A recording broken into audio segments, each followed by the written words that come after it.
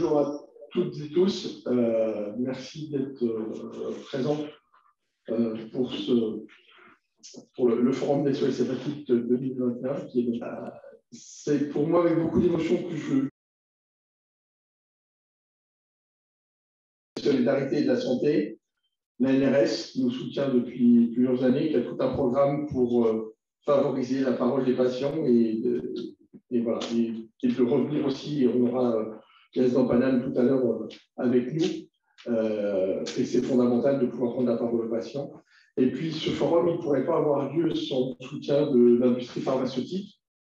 Je vous invite vivement à aller leur rendre visite dans la petite salle sur le côté au moment de la pause de tout à l'heure. Ce forum, il ne pourrait pas avoir lieu sans eux. C'est sûr que pour les gens qui sont en distanciel, visiter les stands, ça va être compliqué. Mais on va réfléchir à d'autres façons de mettre les gens en contact pour l'année prochaine. En tout cas, je voudrais remercier par ordre alphabétique les laboratoires AbbVie, Biocinex, Ecosens, Gilead, Intercept, Nefrotech, Roche, et de façon indirecte, le Fonds national pour la démocratie sanitaire qui nous a soutenus à travers le soutien pour les états généraux de l'hépatite B. Donc, une des actions était de permettre d'avoir des résultats.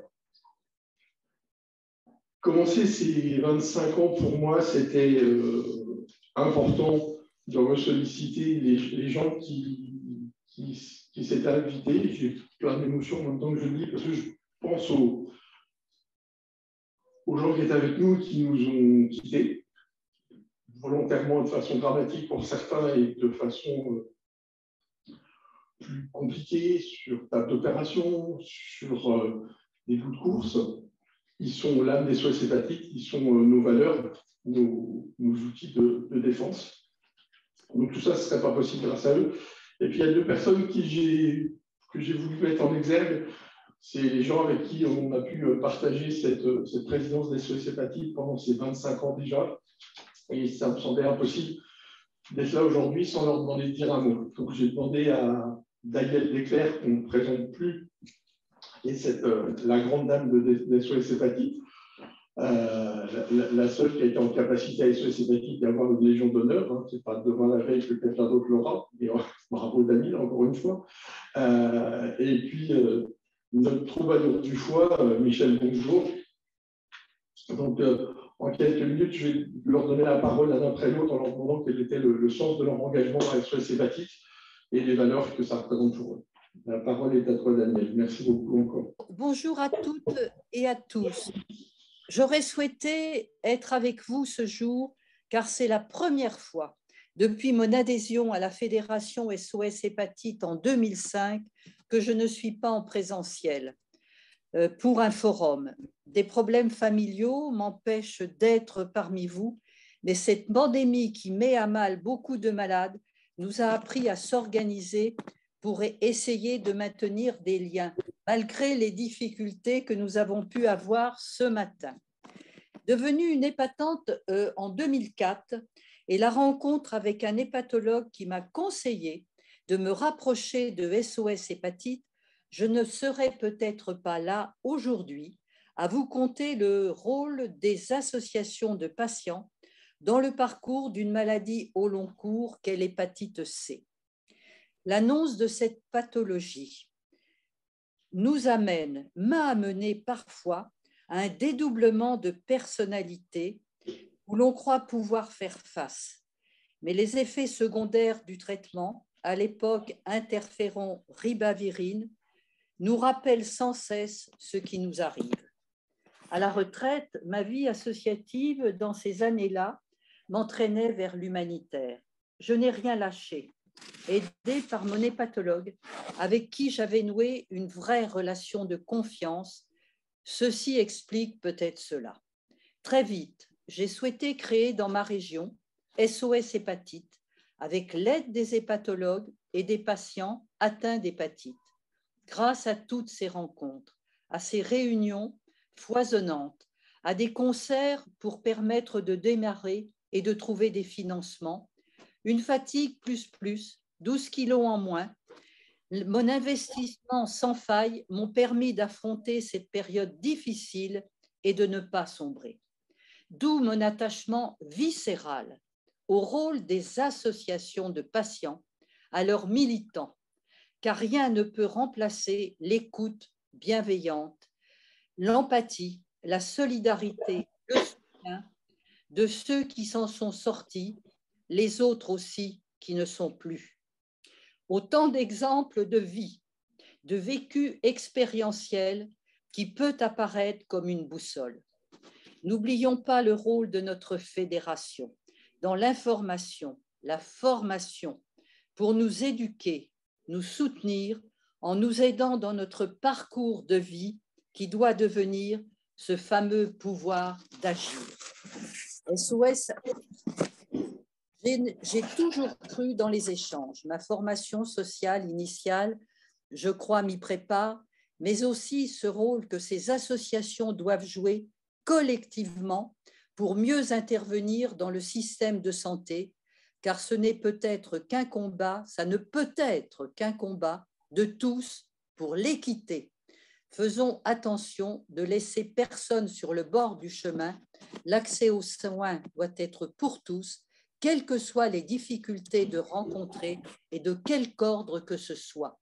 Et ça, c'est bien le rôle des associations de patients et tout ce que nous pouvons faire pour les accompagner dans cette démarche. Soyons vigilants à l'heure où se prépare un certain nombre de modifications dans notre système de santé. C'est ainsi qu'au-delà d'avoir été présidente de SOS Hépatite, qui a adhéré très tôt au collectif interassociatif sur la santé et qui est aujourd'hui France Asso Santé, la voix de tous, j'en fus également présidente. Grâce à tous ceux qui m'ont apporté soutien, aide, compétences, sans oublier le rôle important des professionnels de santé, comme le montre encore aujourd'hui notre forum, pour ce partenaire fort que nous devons développer sans cesse. Notre rôle comme représentant d'usagers dans toutes les instances sanitaires de protection sociale doit nous permettre de jouer ce rôle fondamental, important, indispensable dans tout ce qui se profile à l'horizon. Le nouveau PLFSS, la nouvelle conférence régionale de santé et d'autonomie, Ma Santé 2022, le numérique, sans oublier tout ce qui doit être un préambule à tout cela, l'éthique, qui doit être ce qui peut permettre qu'on respecte bien le droit des usagers du système de santé. SOS Hépatite fête ses 25 ans, mais demain, en 2022, ce sera les 20 ans de la démocratie en santé et de la loi Kouchner du 4 mars 2002, justement sur le respect du droit des usagers et de la qualité du système de santé.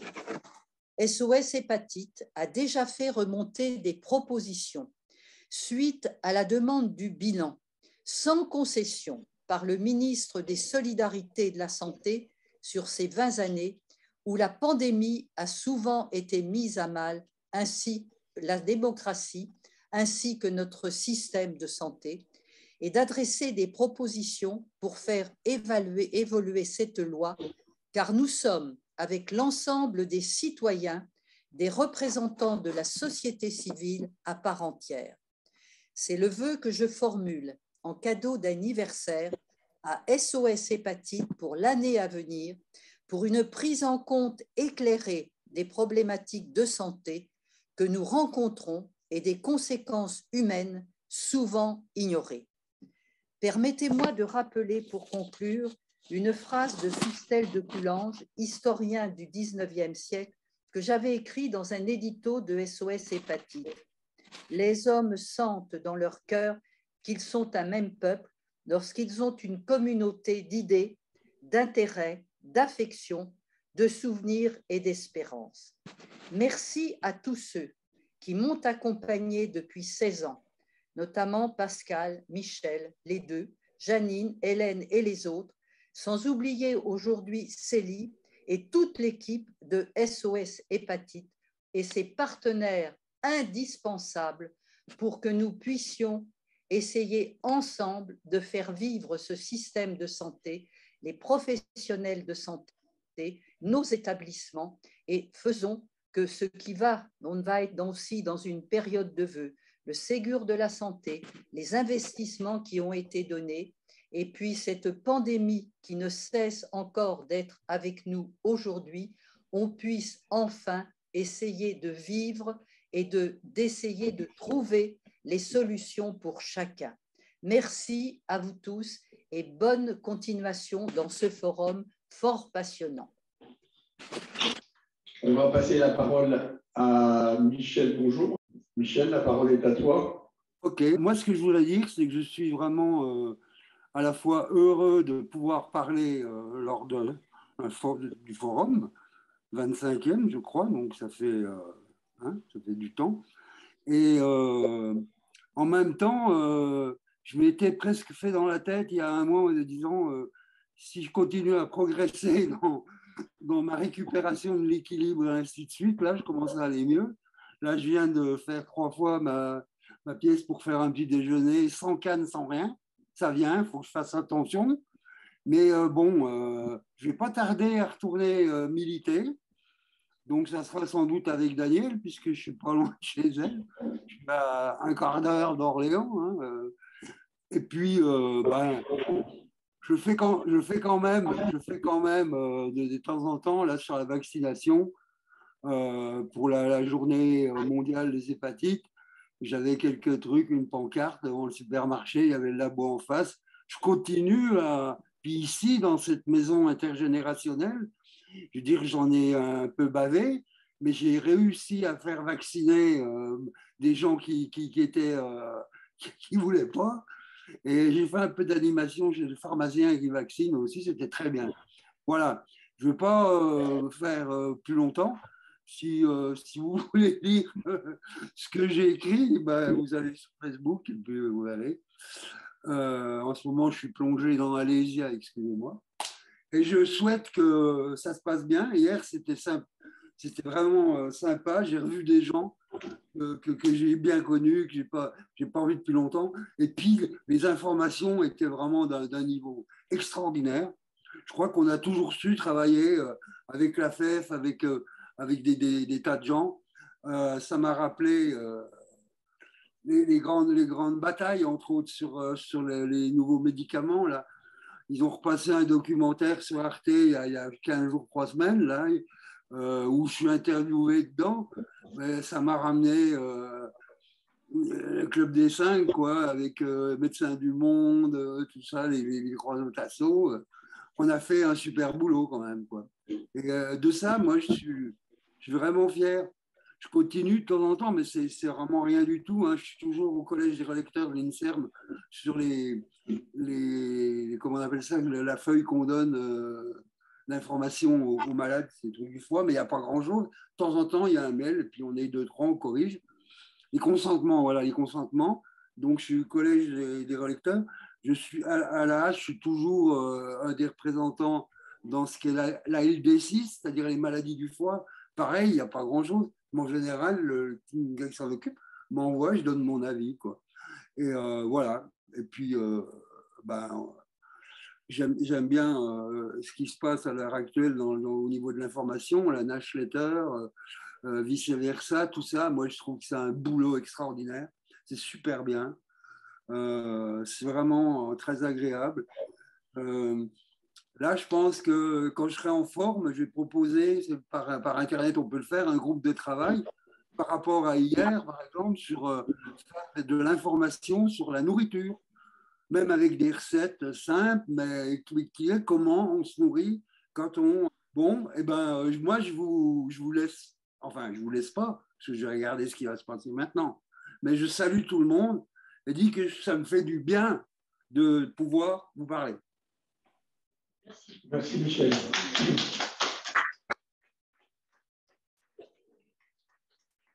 Merci à tous les deux. On a bien compris, même à demi-mot, sur ce que disait Michel, ou ce que vous pouvez nous dire, Daniel, que votre militantisme était définitivement intégré de façon super enrôlée dans votre ADN et que ce n'était pas un bête qu'on était prêt de délocaliser. Et puis, il restera en vous et on vous remercie d'être là avec nous au quotidien et de continuer à militer chaque jour.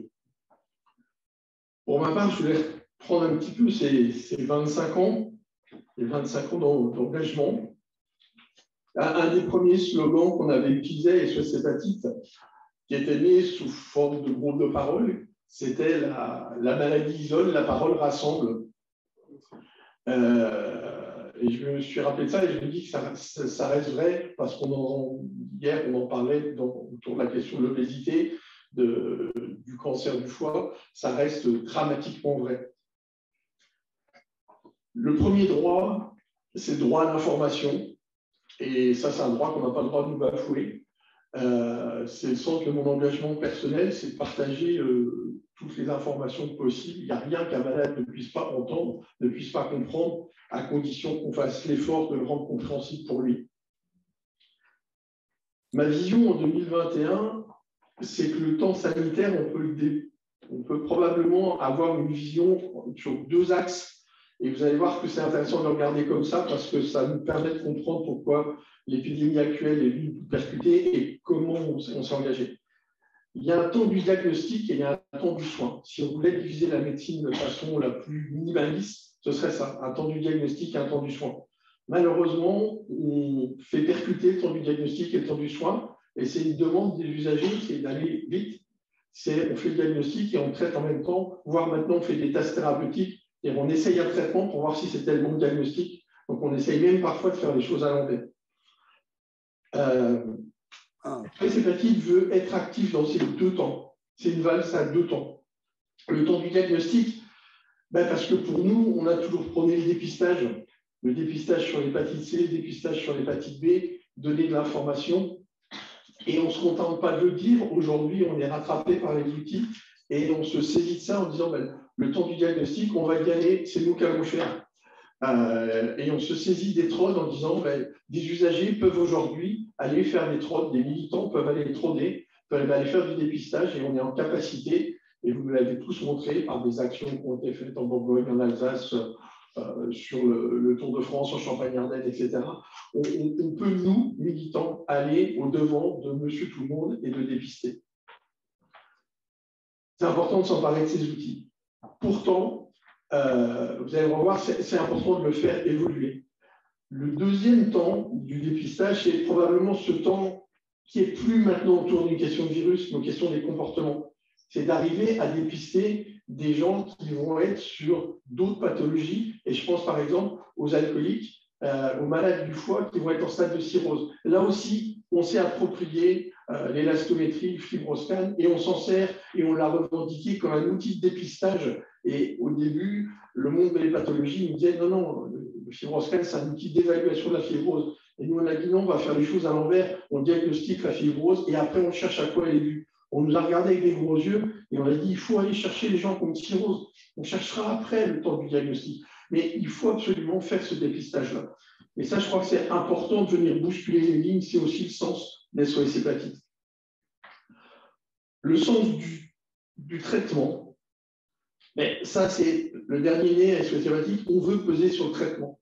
Ça ne nous suffit pas, on n'est jamais content.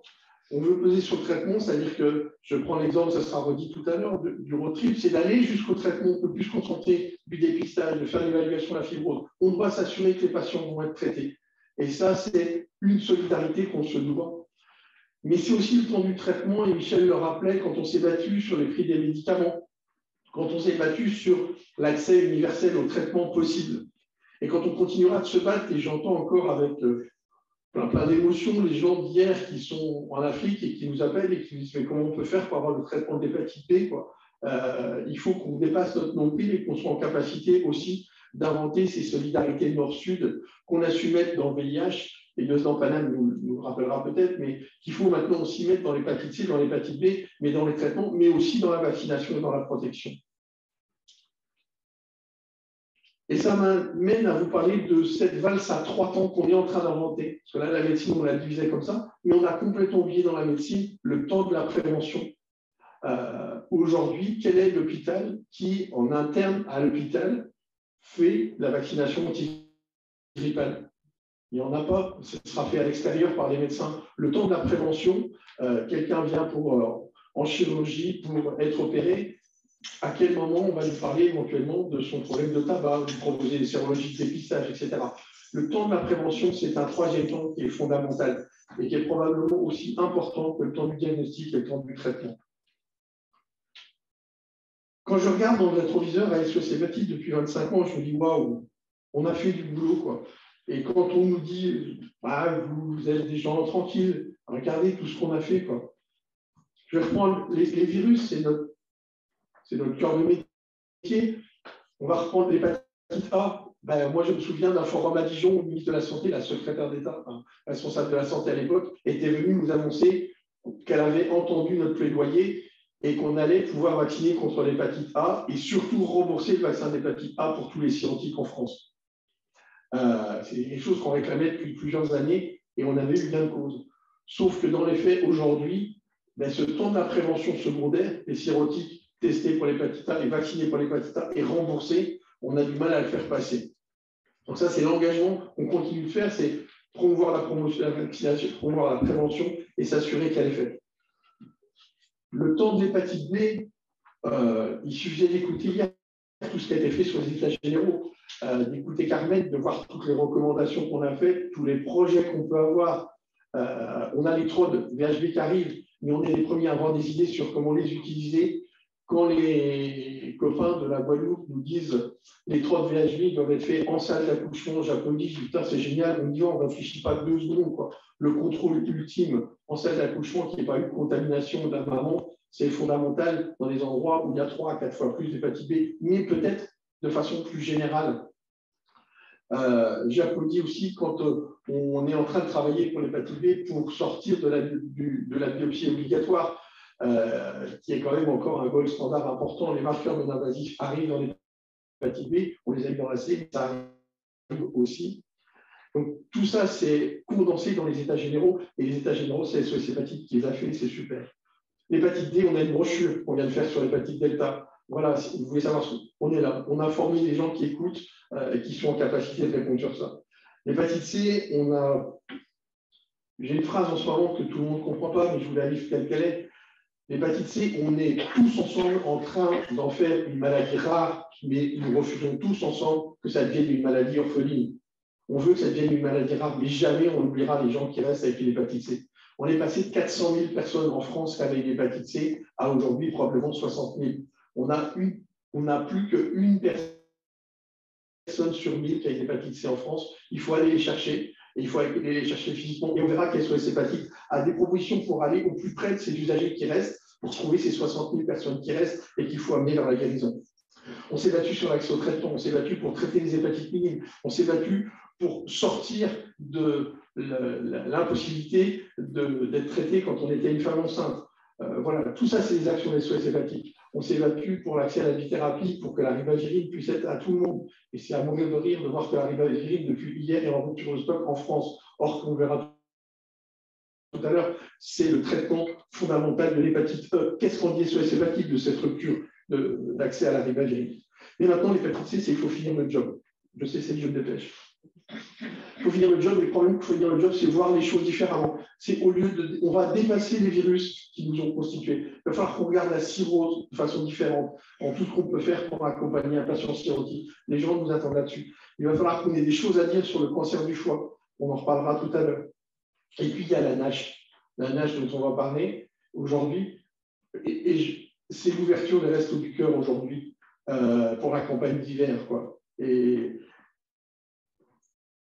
moi, je pense que l'incidence de la NASH aujourd'hui, en France et dans notre pays moderne, ça pourrait probablement servir d'indicateur à la folie des hommes.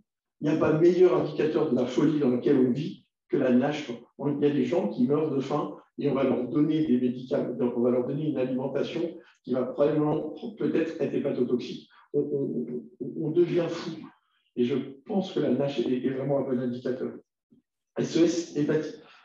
On a travaillé aussi sur les marqueurs de la fibrose, sur tout ça dans la NASH, je reviens pas dessus. SOS Hépatite, c'est travailler sur les espaces intermédiaires, sur les espaces auxquels je pense, c'est l'alcool, l'addiction. Tout ça, c'est des choses qu'on vient dessus, on apprend, c'est travailler sur les prisons. C'est travailler aussi sur la précarité. J'ai parlé dans ma représentation personnelle, j'ai l'habitude de dire le foie, c'est un organe qui filtre la misère. Mais en filtrant la misère, il fait faire de la fibrose. qu'on ait un virus, qu'on ait de l'alcool, qu'on ait de la dénutrition, on va fibroser. Donc, toute cette misère-là, elle est contenue dans le foie. Et c'est une façon différente que nous, on peut peut-être amener en score, mais plutôt qu'un score bêta-viral. Il y a les migrants, il y a la prison, voilà, il y a tout ça à faire. Et demain, demain, plus que jamais, il faudra informer, soutenir, accompagner. On développe nos outils. Les groupes de parole sont presque devenus obsolètes. On fait de l'écoute téléphonique, on répond sur Internet, on fait des newsletters, on fait des patentes, etc. Et j'ai envie de finir sur une citation que je vous propose, que je trouve magnifique, qui est d'un monsieur qui s'appelle Charles Nicholl, qui était un pastorien, qui avait beaucoup bossé sur les épidémies. Et quand on pense à nos épidémies d'hépatite B, d'hépatite C, et puis bien sûr au Covid, voilà ce qu'il a dit dans un livre sur le destin des maladies infectieuses. L'existence historique de la maladie est sa vie à travers les âges.